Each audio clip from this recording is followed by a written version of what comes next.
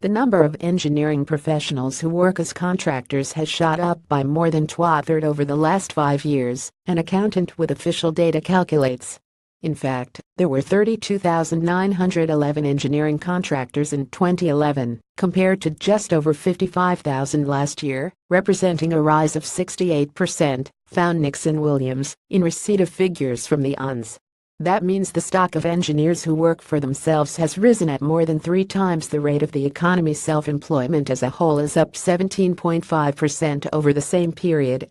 The massive growth in contractor engineers also coincides with minuscule growth in permanently employed engineers, up just 0.9% from 203,000 in 2011 to 205,000 in 2016.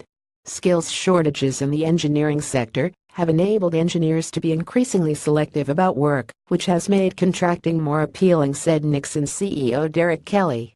He believes that these shortages have been exacerbated by mega projects such as Crossrail, HS2 and Hinkley Point C.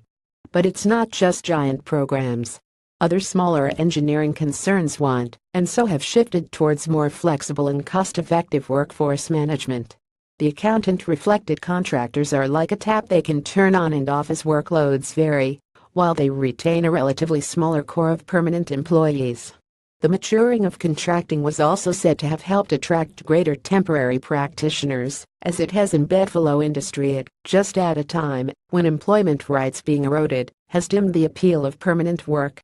And a rate beating a salary will be the clincher for many, including women who, although Nixon Williams says, have driven the growth in contractor engineers, still make up only about 3% of the contract engineering workforce.